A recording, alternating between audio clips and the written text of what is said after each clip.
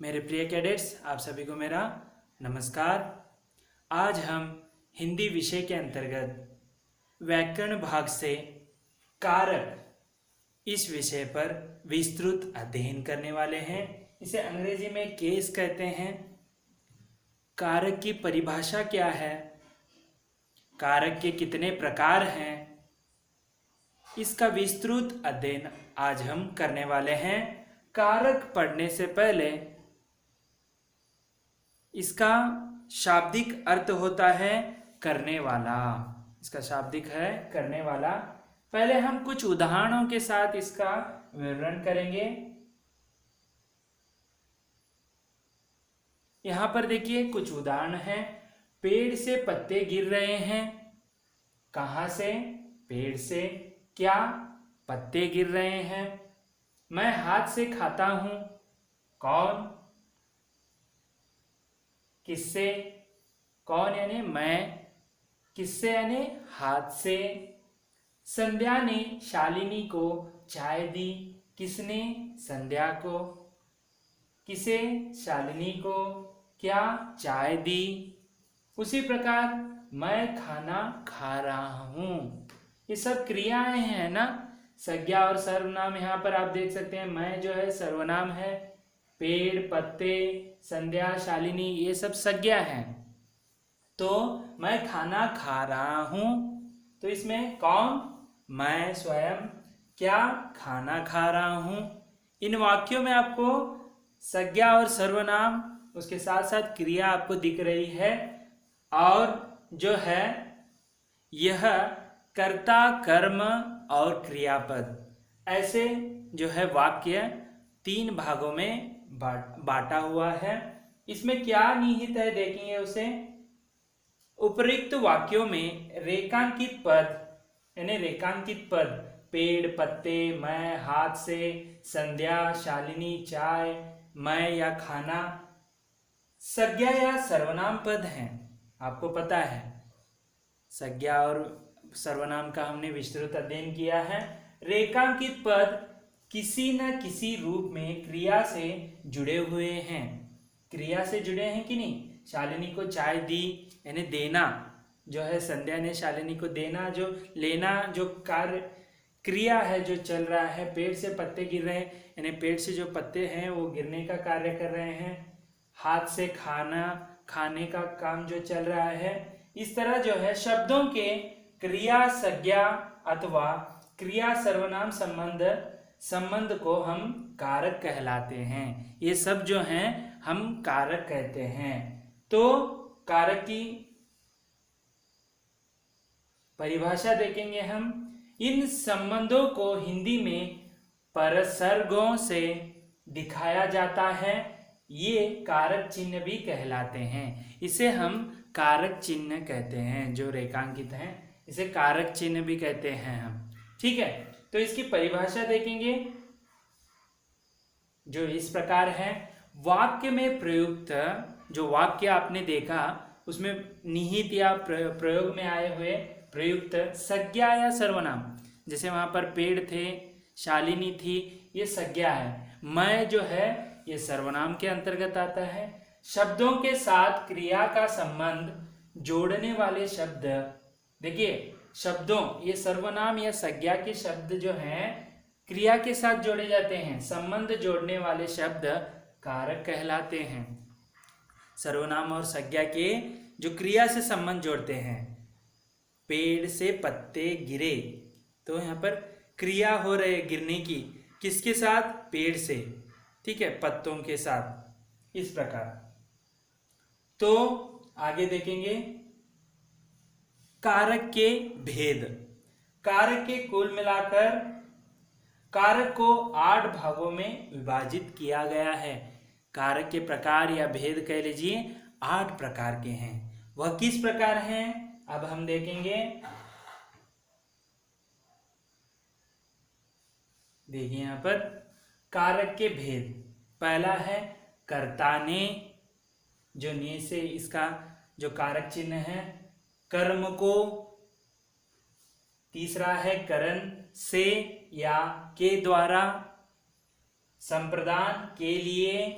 आपादन से या पृथक, संबंध का की के रा री रे, अधिकरण में पर, संबोधन ए ओ अरे।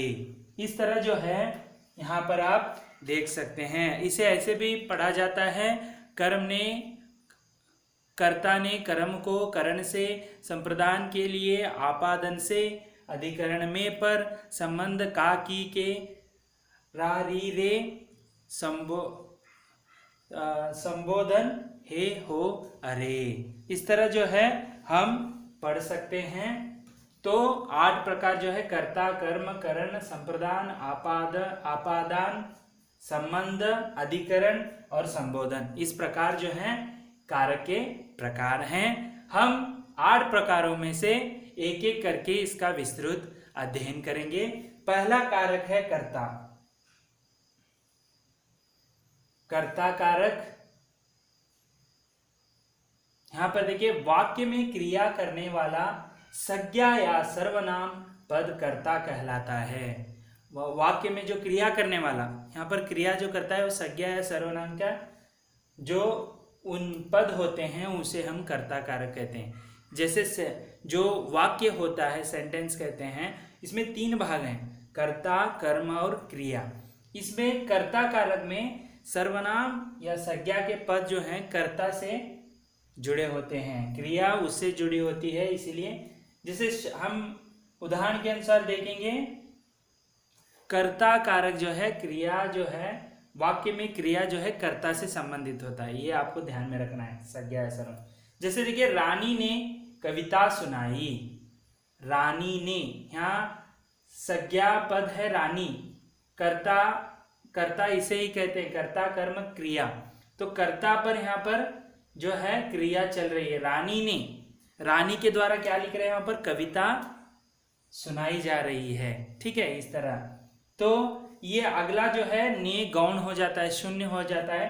पहले हम इसके ने के उदाहरण देख लेंगे। जैसे राम ने रावण को मारा, रावण को किसने मारने का जो क्रिया है किससे हो रहा है, राम से हो रहा है। पुलिस ने चोर को पकड़ा, चोर पकड़ने का जो क्रिया है किससे हो रहा है, पुलिस से हो रहा है। इस प्रकार यहाँ पर देखिए, यहाँ पर ने जो है शून्य है। जैसे मेरा बेटा वार्षिक परीक्षा की तैयारी कर रहा है, तो यहाँ पर देखिए, इन वाक्यों में कविता सुनाने का काम रानी कर रही है। ठीक है, सुनाने का काम रानी कर रही है, और परीक्षा की तैयारी करने का काम मेरा बेटा कर रहा है। यहाँ पर बेटा जो है उनका, वो भी काम कर रहा है, क्रिया जो कर रहा है। पहले वाक्य में कर्ता का कारक चिन्ह ने लगा है, किंतु दूसरे वाक्य में इसका प्रयोग नहीं हुआ है, इसे ने शून्य कहते हैं। इसे ही हम, जो ने का है वो गौण हो जाता है, इसे शून्य कहते हैं।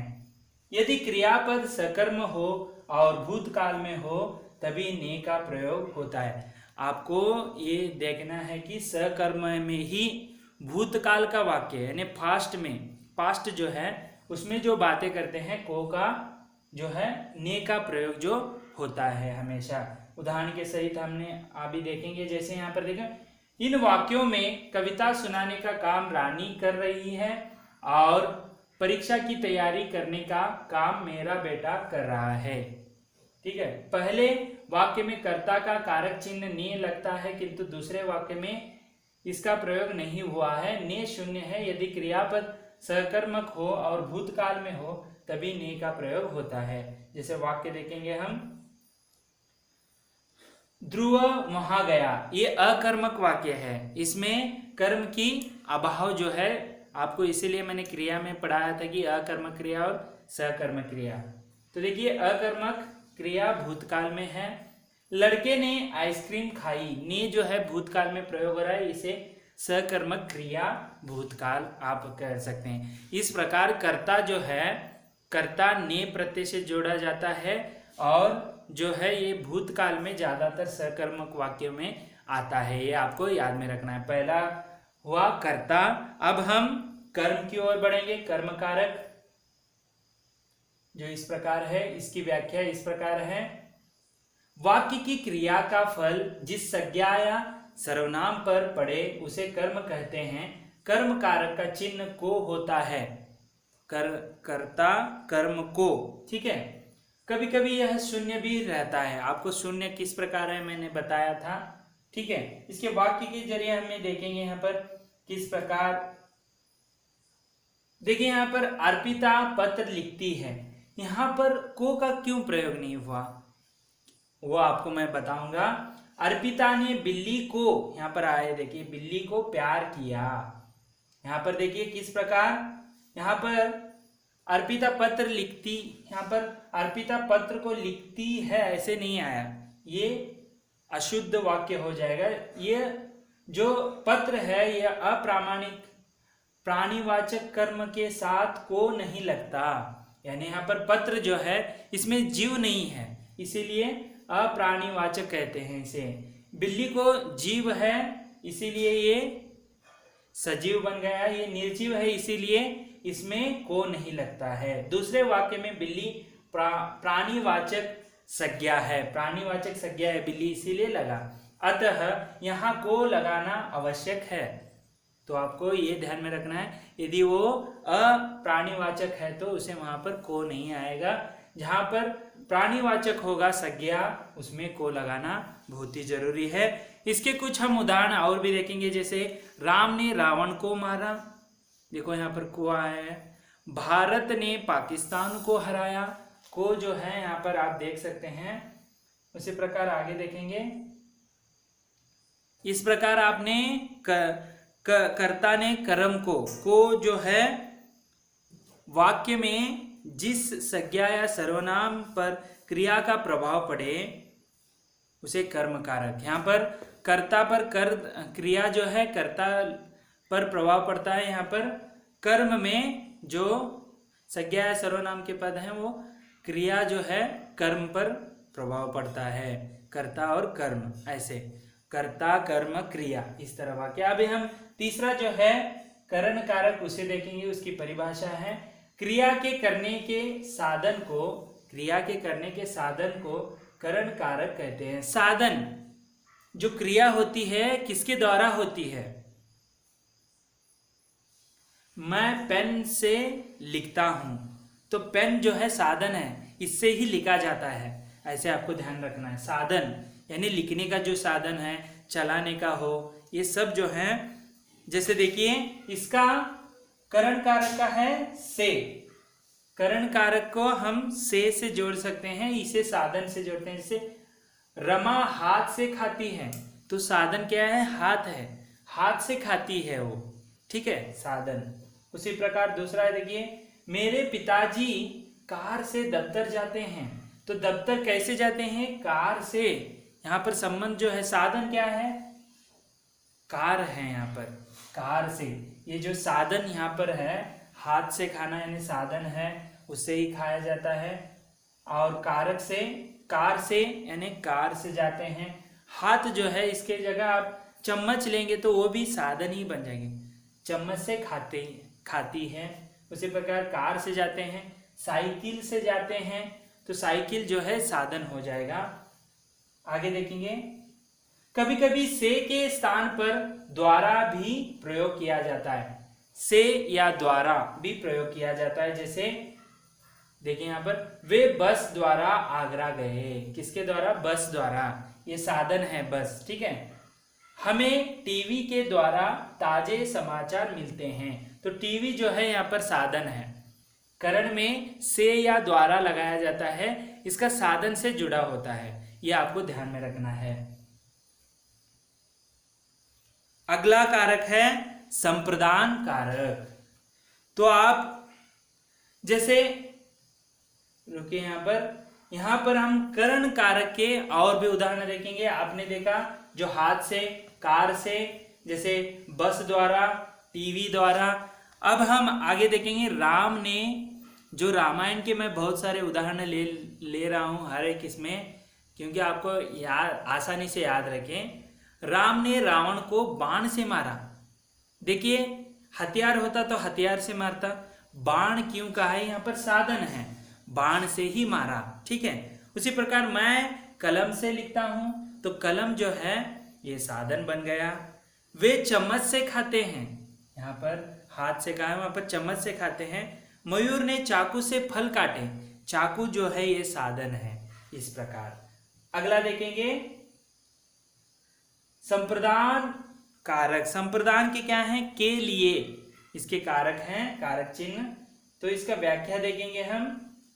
वाक्य में कर्ता जिसके लिए क्रिया करता है या जिसे कुछ देता है उसे संप्रदान कारक कहते हैं।